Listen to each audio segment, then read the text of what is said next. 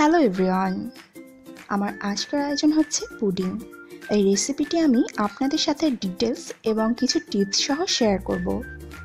কিভাবে ক্যারামেলের কালার ঠিক হবে, পুডিংটা পারফেক্টভাবে জমবে, ভিতরটা সফট হবে, এসবের টিপস নিয়ে প্রেসার কুকারে কোনো ঝামেলা ছাড়াই এই পুডিংটা তৈরি করে দেখাবো।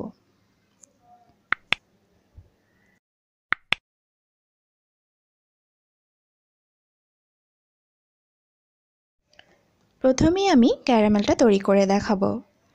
আমি টিফিন ক্যারিয়ারের বাটিতে পুডিং তৈরি করব, তাই এ পাত্রেই ক্যারামেলটা তৈরি করব।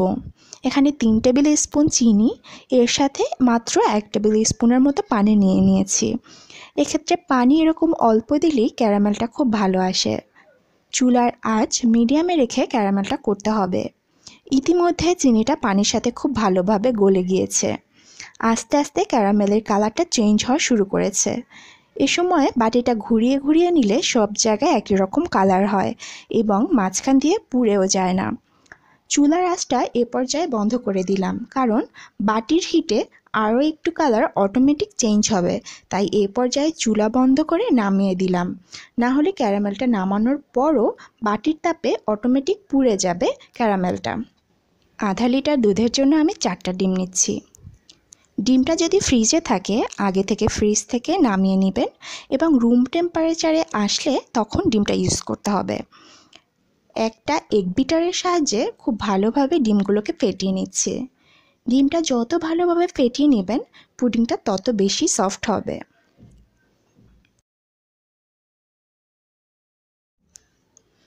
আধা লিটার দুধের সাথে 3 টেবিল স্পুন চিনি ও 2টা দারচিনি, একটা এলাচ মিশিয়ে জাল করে নিচ্ছি। জাল করে অর্ধেক করে ঘন করে নিয়েছি।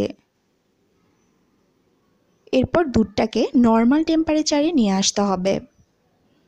যদি দুধটা গরম থাকে তবে কিন্তু ডিম মিশানোর সময় ডিমটা ফেটে যায়। এরপর ফ্যাটানো ডিমটা দুধের সাথে মিশিয়ে নিচ্ছি। এক্ষেত্রে 1 টেবিল স্পুন ভ্যানিলা এসেন্স দিয়ে দিচ্ছি।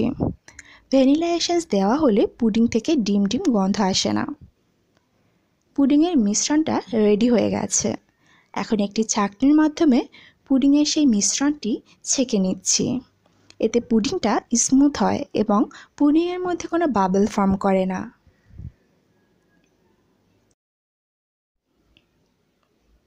এবার প্রেসার কুকারে পানি গরম করে নিচ্ছি।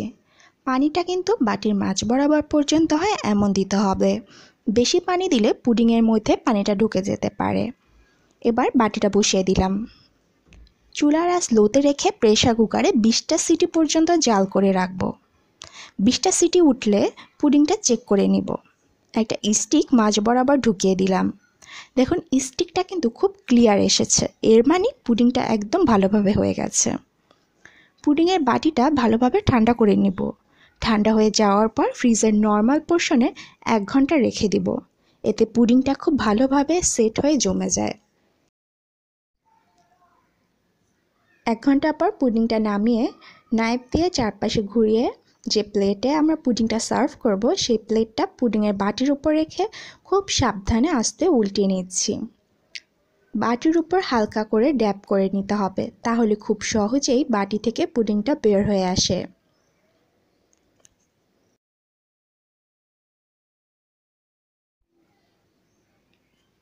দেখুন পুডিংটা খুব সুন্দর পারফেক্ট হয়েছে। খুব সহজভাবে দেখানোর চেষ্টা করেছি আজকের রেসিপিটি ভালো লাগলে প্লিজ লাইক, কমেন্ট এবং শেয়ার করে আমাদের চ্যানেলের সাথেই থাকবেন। আর যারা এখনও আমাদের চ্যানেলটি সাবস্ক্রাইব করেনি প্লিজ আমাদের চ্যানেলটি সাবস্ক্রাইব করে আমাদের চ্যানেলের সাথেই থাকুন।